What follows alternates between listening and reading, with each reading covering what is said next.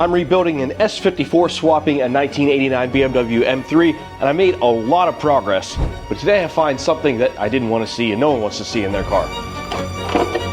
That means we're pretty much...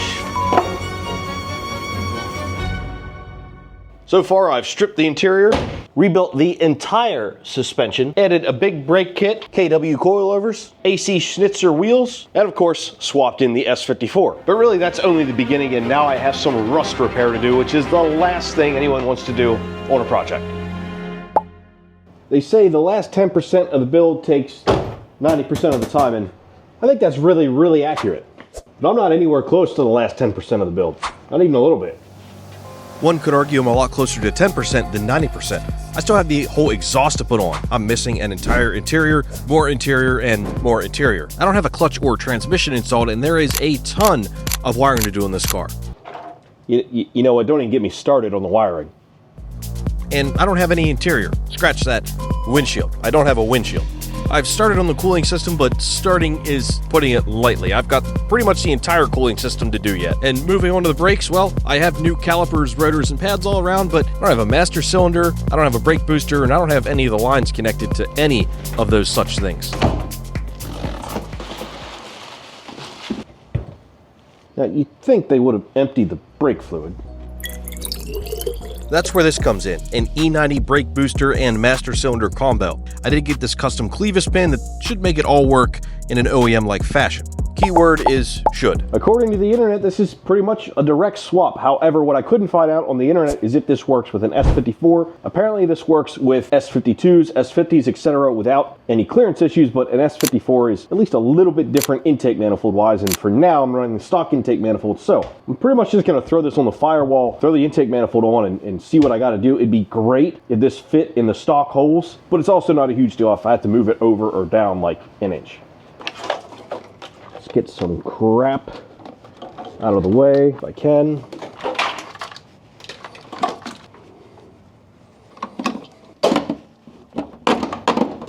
There it is. Even if the booster does fit, I'm 99% sure the fluid reservoir will not. And that's not a big deal. That can be remote mounted.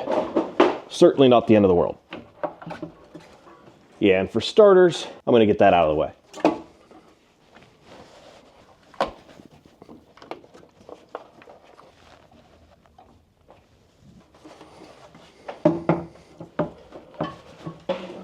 All right, that's definitely closer, but also definitely still hitting. Man, it is close though. Everybody knows the four things an engine needs to run: fuel, spark, air, and pure determination to make a new engine fit in a 35-year-old BMW. Woo! And to do that, I have to do my favorite thing, crawl under the dash. Since I'm not gonna need the stock gas pedal, I need to remove that, and to have better access to the brake booster, I'm just gonna pull the pedal assembly out.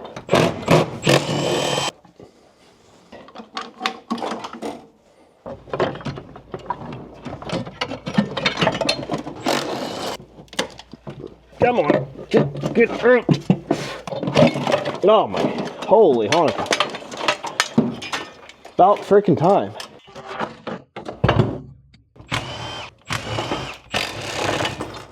Well, that brake switch isn't gonna work anymore. This has certainly seen better days and could use a replacement.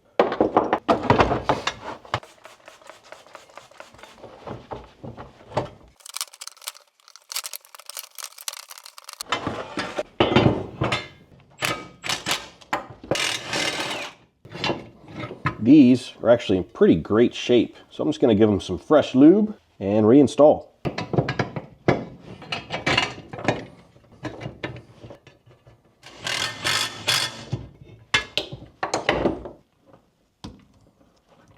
Yeah, this feels really great. There's almost no slop in it at all. This is in excellent condition. And I'm not going to install that until I get the new clutch master, because doing that underneath the car is going to be a pain. But in the meantime, I can get this at least temporarily bolted up so I can finish the brake lines.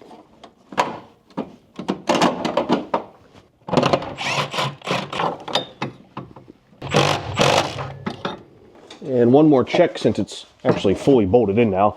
Yeah, it's like that nub right there. Let's do these brake lines now. The entire reason I didn't finish these brake lines in the last video is because I didn't have this brake booster and master cylinder, obviously. I'm also going to do a little tweaking to these lines, and I got new brackets for them as well, so it's going to clean this up and make it look a little more tidy, a little more OEM, though you'll pretty much never see this once the intake manifold and other accessories are in the engine bay.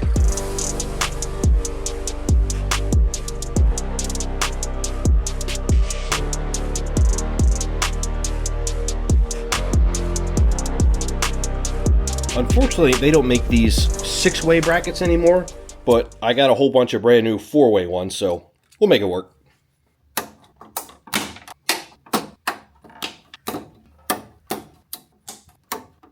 I'm pretty happy with that. Do these look a lot different than OEM? Yes. But are they going to leak? Probably also yes. A little bit of a side quest. In the last video, I installed a sway bar end link, but I didn't install the other one because I stupidly thought they came in pairs. I don't know why I thought they came in pairs. Why would they come in a pair? I can stick the other one on. Oh, you guys should be excited for this. I know I am. Finally get rid of this hideous thing that doesn't even fit. Just like falls off. This oil cap is better and it does work, but it has like that cutout there for like a flap. But, oh well, I mean it's better than what it was. You guys said I can also get rid of this heater valve since the E30 already has one built in. Tevtron 00, my man. I was hoping that I could get rid of this big freaking clunky thing. And then these hoses will go there to the heater core. But speaking of heater core, I'm going to replace that too. Speaking of little parts, finally got the hood strut clip, so this thing stops flopping around. Another thing checked off.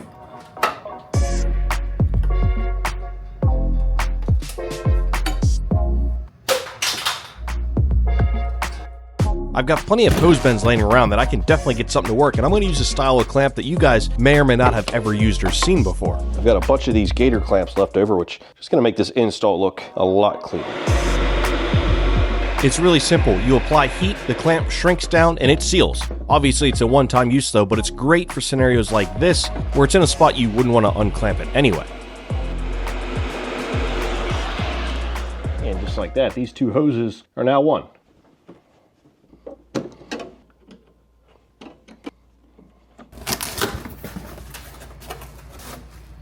Speaking of heater core, here we go.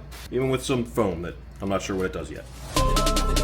A heater core is how the inside of your vehicle gets warm when it's cold outside. Coolant circulates through it, a blower motor pushes air against it, that's what comes out your vents. Now in the case of mine, it has unknown age, unknown mileage, it might be original, and I don't want to replace this after the fact, after the car is completely done and nice and cleaned up. I don't want coolant going up through the whole interior, plus it's really easy to replace right now. I'm also going to replace some of that nasty foam that's on top of the heater core box because it's 35 years old and has completely deteriorated, and if I turned a fan on, that would surely blow throughout the entire vehicle on the first try. The heater core is in there. I actually don't think this is going to be hard to change at all. You know, especially since I have the entire interior out of the car. Speaking of that, this needs some work, obviously.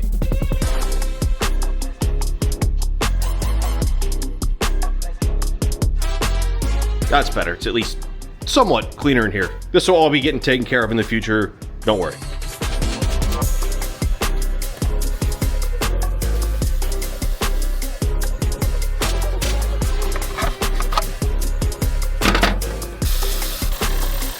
You guys believe that this is the first heater core I've ever replaced? Because it is. I was wondering if there'd be coolant in there, and indeed there is. More than I thought. Crap. There is green stuff everywhere now.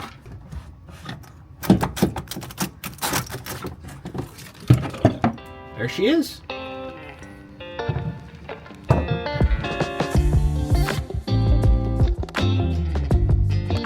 Seeing as this was my first ever heater core swap, I realized it came with the foam, but you have to put the foam on yourself. So I looked at the old one to figure out exactly where it went. I also picked up some new O-rings. I blew out the heater core box and the area around it, which wasn't nasty, and then I could slide the new heater core in. Also, if you're doing this, make sure you don't lose those 3 little nuts there, because they fall right out of the heater core. It took me a long time to find them on the floor of the car because they are tiny.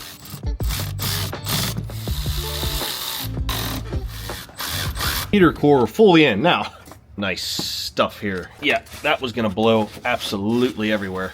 I mean, it's still definitely gonna, but I've got a new one.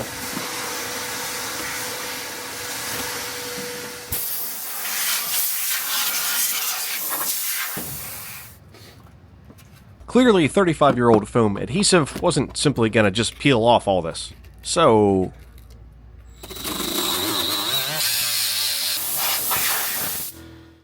that was fun.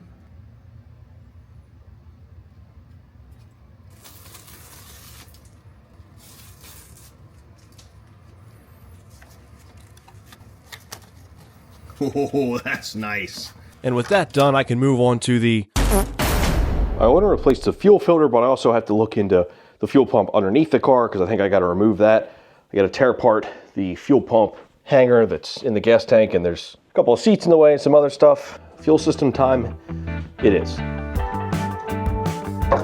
Don't ask me why, but on some E30 models like this M3, there were two fuel pumps. One in the tank and one external one here. Yeah, just the tiniest little bit. That looks nasty. Yay. I'd like to simplify this whole setup, but first you gotta get this old rusty crap out of here and these old deteriorated hoses because they're all no good and need to be replaced. Yeah, I don't think this is gonna work anyway. Next, I needed to get access to the fuel pump and all those related bits underneath these rear covers, but first I needed to clean up the inside, but after that I was pretty shocked at what I found.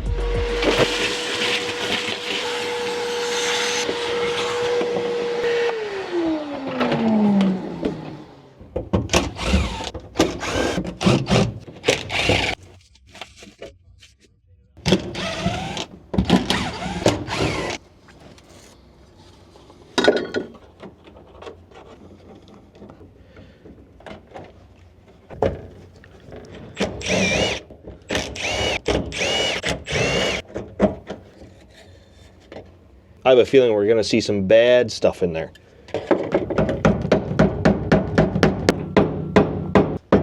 I wish you guys could smell this right now. It is horrible.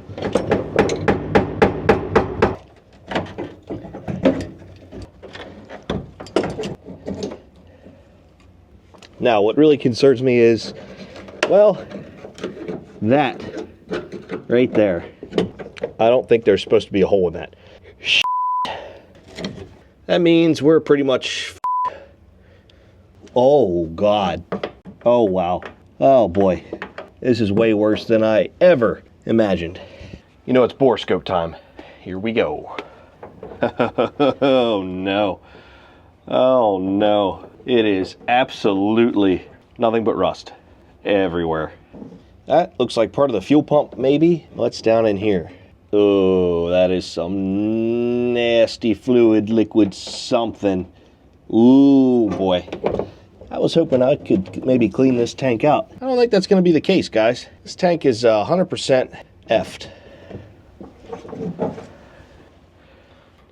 With a capital F. While this car certainly isn't perfect by any means, I wasn't expecting to replace the entire fuel system, including a rusted out fuel tank. This is pretty bad, and I didn't feel great about it. So if I shine a light here, you can see it on the inside of the tank. And that should not be happening. That's really, really bad. Ooh. I did not want to have to pull this tank and replace it, but I've got no other choice. Words can't describe how fun this is. No matter what, this tank's gotta come out, but luckily for me, it actually looked pretty easy to do, sans the rusted out bolts. Super tight, freaking rusted ass bolt. Shit, get in my eyes. I'm gonna be here for hours, boys. This isn't even the last one. I'm not sure, but this might be the last bolt. So if this tank comes down on top of me, I'll give the 911 Turbo to Donald. I'll give the E30 M3 to Tim. I'll give my Duramax to Steve. I'll give my E36 to Zach. The E92, someone drive it off a cliff for me. The G80, someone drive it off a cliff for me.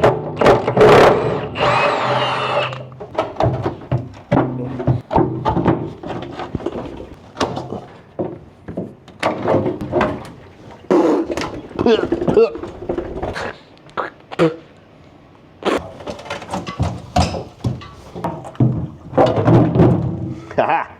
It's one of the gas tanks of all time. Doesn't taste good. Oh yeah, this thing was royally numerous ways. Any chance of revitalizing this gas tank was thrown right out the window. The inlet is rusted, where the fuel pump attaches is rusted, the EVAP line is rusted, and you guys saw the inside as well. Now speaking of rusted lines, the EVAP lines that run to the front of the car are also rusted out, though the fuel lines are like in perfect shape, which is weird. So I need to replace all the EVAP hard lines, all the EVAP soft lines. I need to tear out whatever the EVAP weird tank thing is in the fender well and figure out what I can replace and what I can delete. Honestly, I think I'm just going to replace absolutely everything, because it's bad.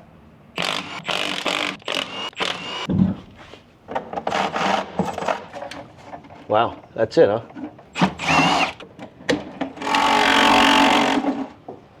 Guess I could remove this tape that's been on there since the car was painted, however many years ago that was. The one thing they taped off, nothing in the engine bay, but this.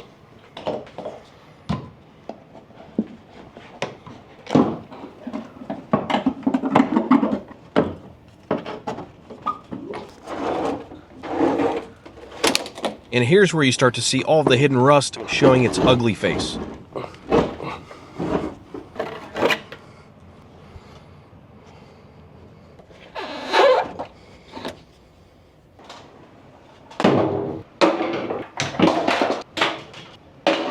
Hang on, almost forgot.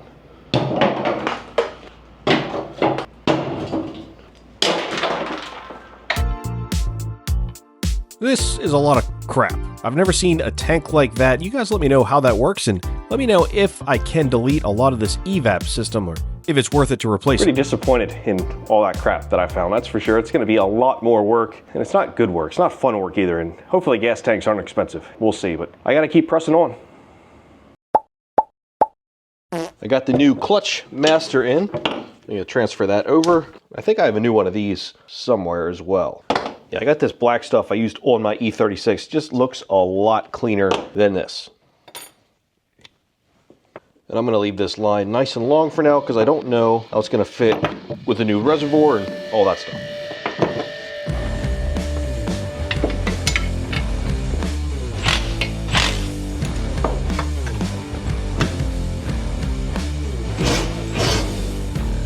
Since I got the new clutch master installed, I could assemble the pedal assembly and put it in the car and line it up because I made a change of plans. I actually want to move the new brake booster down and to the right, away from the intake manifold, in hopes that it'll help with clearance issues.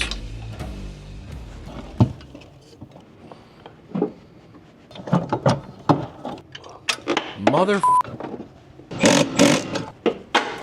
To do this, I made a simple template, marked the 2 new holes I had to drill, center punched them, and drilled them out.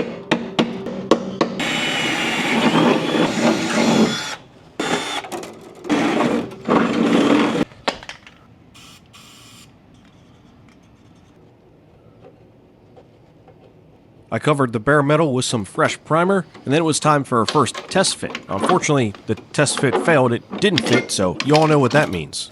That means it's grinding time.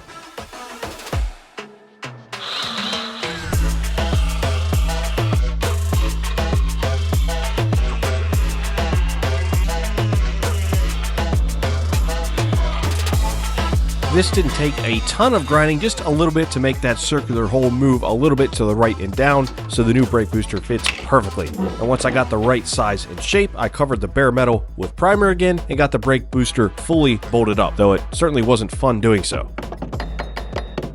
Oh, there's nothing worse than I'm working under the dash. Nothing even close.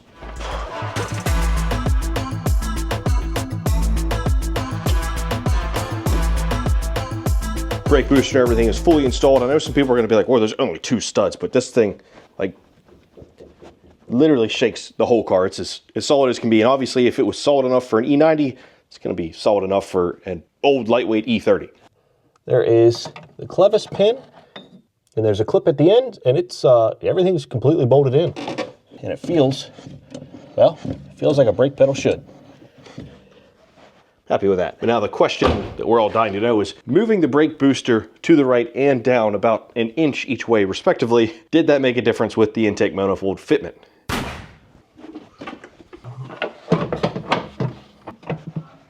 Oh man, that is as close can be. It's just hitting the tiniest little bit right there. But it is a lot better. I think I would have needed to do that anyway, because I don't know if the castle clearance mod would have been enough with this where it was, but it should definitely be enough now.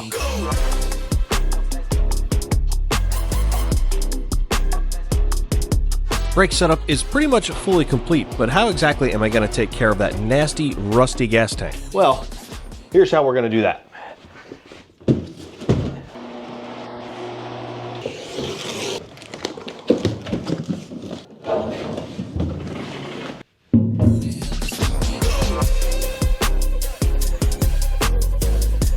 Nothing other than rock auto, obviously, and this thing came in at under 200 bucks. This thing actually looks really, really nice. Let me chuck it up in there. And for the next guy, we'll help him out with some proper anti-seize.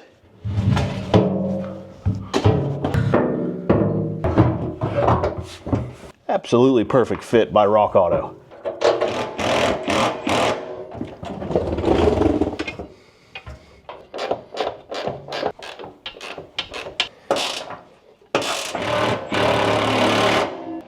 One fully mounted tank. And that thing looks nice under here. Really cleans all this up. I'm pretty pumped with this. Solid Rock Auto purchase. Yes, I still got to put this line in here. The problem is a new one's like 150 bucks. So I'm going to see if I can kind of refurbish the old one. I got all new brake line too, and I actually got some that's E85 safe, just in case I run that in the future. I'm not sure how S54s respond to E85, but it might be worth a couple horsepowers.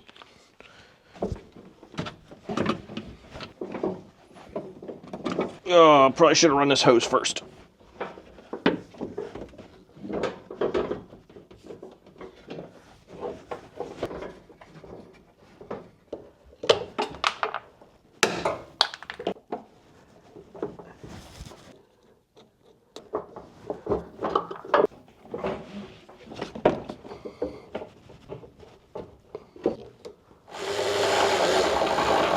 Now, while I'm working on the fuel system, I definitely got to take care of this and what's left of this tube outside and also inside.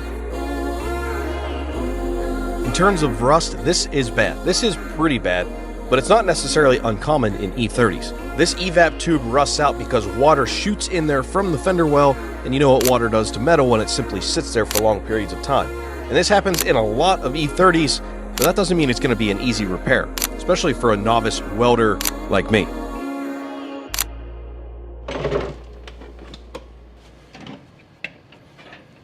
Once again, that means it is grinding time.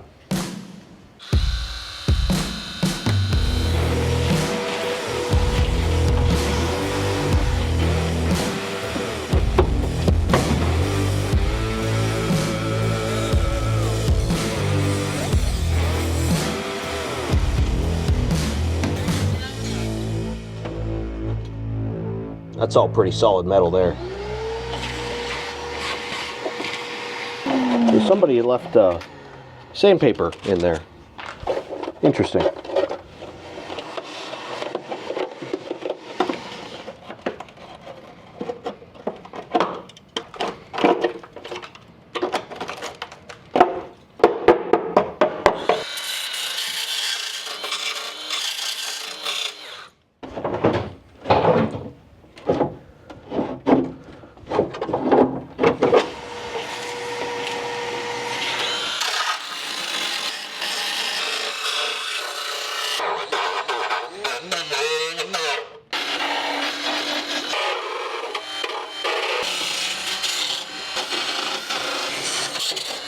Barely have any solid metal left, but that should work.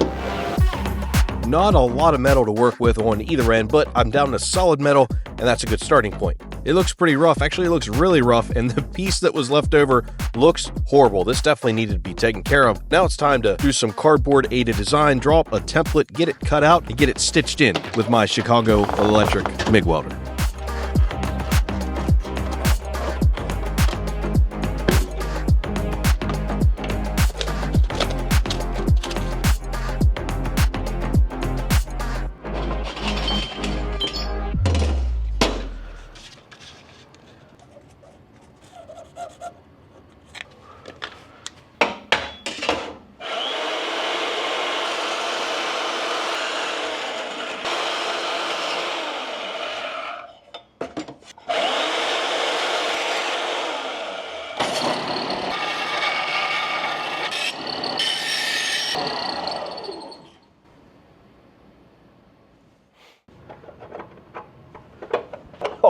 buddy. I mean, not nailed it, I'm no pro, but that's a pretty darn first good fit up. Basically ready to tack that in there.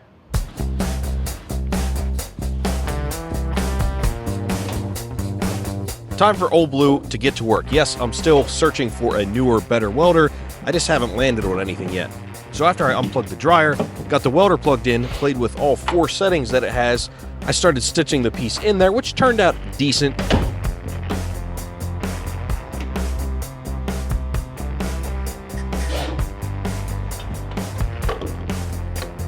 The welds are okay, but I'm not completely finished with that patch panel, and I'm certain it'll look pretty good with some seam sealer and paint over top of it.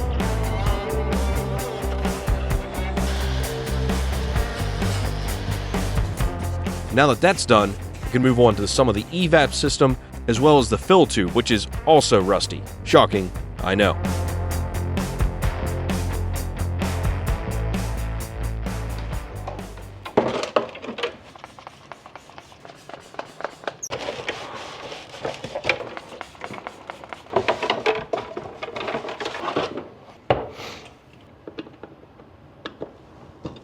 Oh boy. Yep. That's going to be a problem.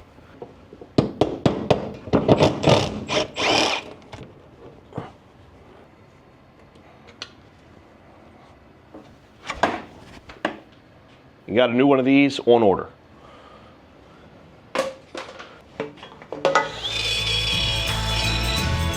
I was not 100% sure I could save this filler pipe. The rust was pretty bad, but luckily once I ground it down, it ended up just being surface rust, so I got the rest of it torn apart, got it cleaned up, got it prepped and sanded, and then I hit it with some rust reformer, and finally just some nice black spray paint, and this thing turned out pretty nice.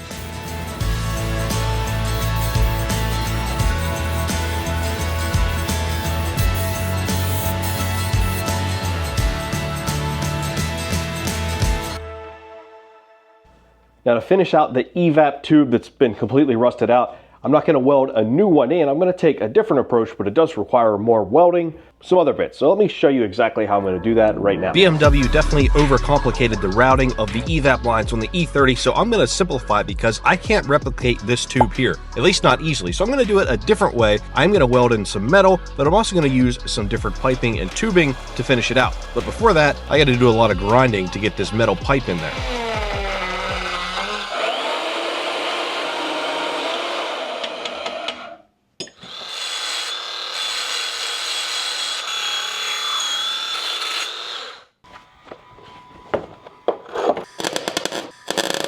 And yeah, this blanket definitely caught on fire multiple times. The hell is that? So, oh,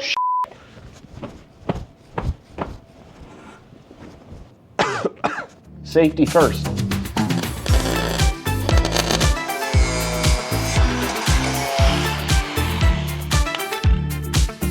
The welds aren't perfect, but nothing a little grinding, some paint, and some seam sealer won't fix.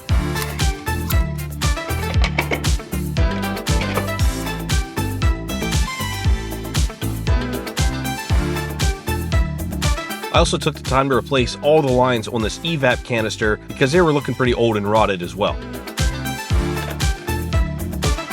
And after that, I could install the freshly revamped gas filler tube and the EVAP canister with all the new lines. And of course, it went really smoothly. You.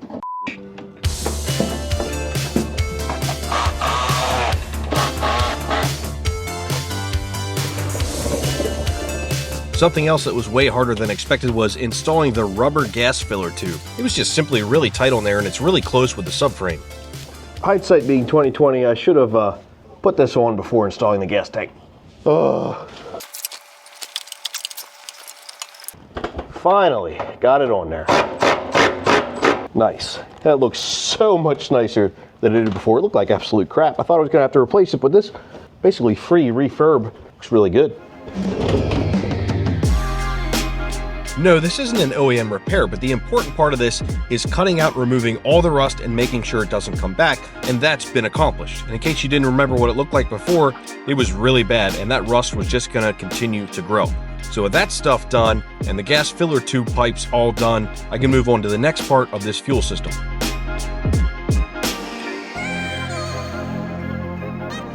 While the seam sealer is drying, I'm going to work on the actual fuel pump itself.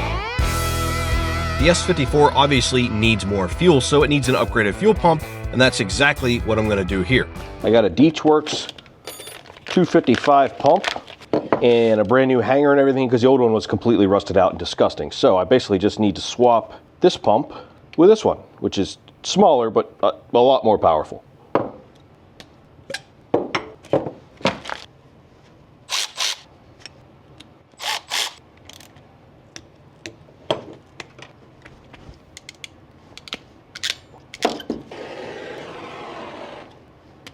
That should do it.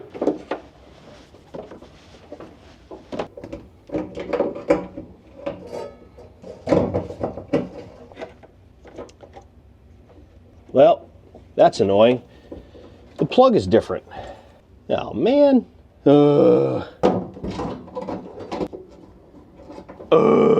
I should have done more research. You can clearly see the difference in these hangers. I believe I ordered a late model one when I should have ordered an older one. Not only are the plugs different, but there's also no return on the brand new one that I got. Oh well, I've got one on Amazon Prime on order, so when that comes in, I'll just do the fuel pump swap again. But now in the meantime, I'm gonna take care of the fuel filter, which is, well, it's an S54 fuel filter, so it mounts completely different, very unique. Let's find a spot for this thing. This is the feed line that goes to the engine from the S54 along with a little vacuum line, and this is about where it needs to be. So this guy is going to be mounted, well, pretty much right here. I got an Evil Energy fuel pump mount, and it's going to make this pretty freaking simple. I'm going to clean this up a little bit first because there's a little bit of surface rust coming through. It kind of looks like crap. Clean it up at least a little bit. Yes, these frame rails are rusty. They're going to be replaced. Have no fear.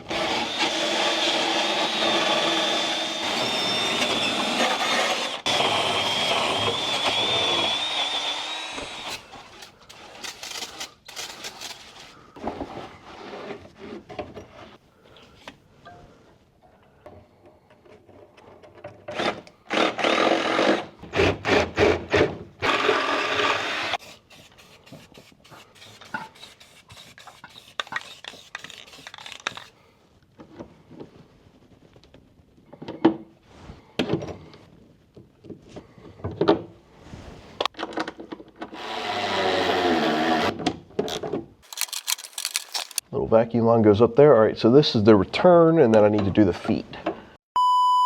You know what? I know what each and every single one of you are thinking.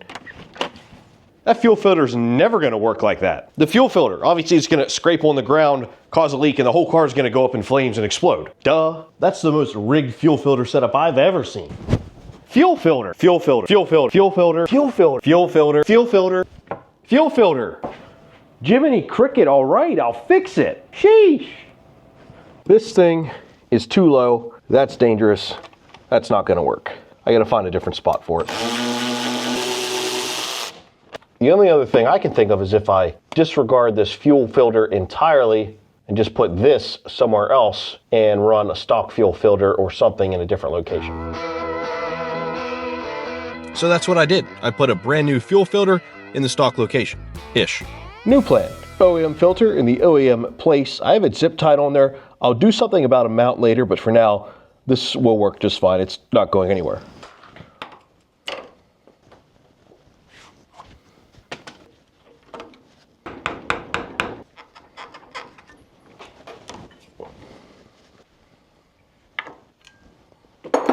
So now I need a mounting solution for this, and I think I have just the right idea. Since I'm getting rid of the E46 fuel filter, I need to delete this line or change it out for an 8mm.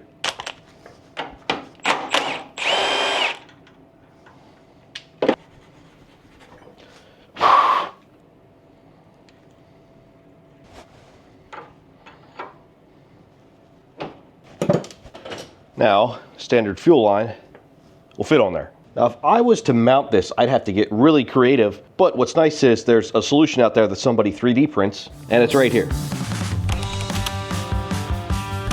I was browsing eBay for the fuel filter regulator itself and found these custom 3D printed mounts, and that's going to work perfectly. And also, if you need that fuel line adapter, just get it from Amazon. It's a third of the price. You can find it on other sites. I'll have both of these linked below. But this is a really nice, elegant solution. It should bolt right in place. There's a little threaded boss right there, and that will have this thing sitting just like that. So I just got to make sure my fuel lines are run correctly to there, and then when the mount comes in, I'll fully mount it. But that could be like a week or so because it's coming from California.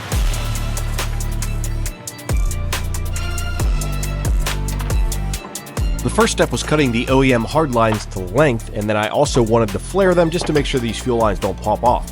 And these fuel lines are actually in pretty darn good condition. Thankfully, they don't need to be replaced. After the flaring was done, I could cut the fuel hose to length and get that routed and at least temporarily placed on the regulator. I'll wait till I get the mount in to final install everything. And there we go. Other than the final mount, and I'm not going to clamp it until that mount comes in, I mean, the fuel system is done. I'm happy with that.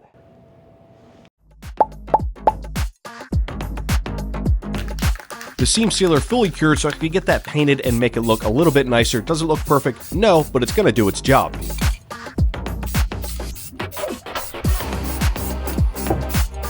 In addition, my new fuel pump and hanger came in so I could swap on the Deechworks fuel pump into the brand new hanger and get that installed in the tank. Of course, things didn't go perfectly smooth because, yet again, I dropped my camera.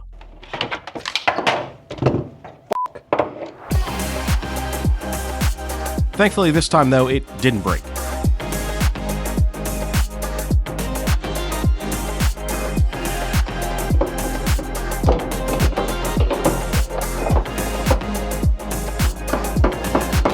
And then I could work on running all the EVAP lines.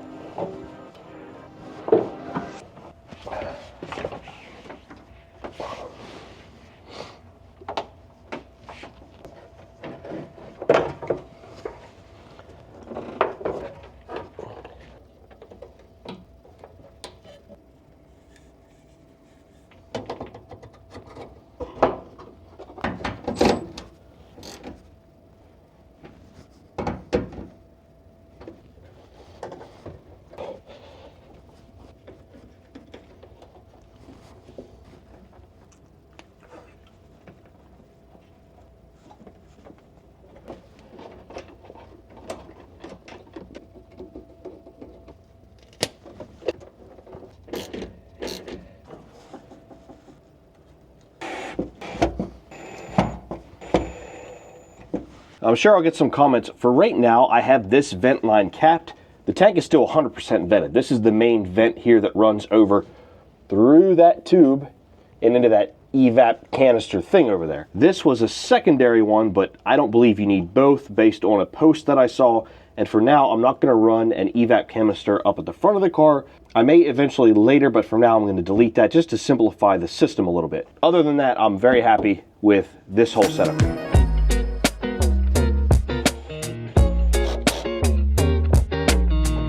I had to route the battery cable back into the trunk, a couple other minor touches and plugs need to be finished up back here, and then I cleaned everything and we can get a final look at the revamped fuel system. I mean, this fuel system really is entirely new.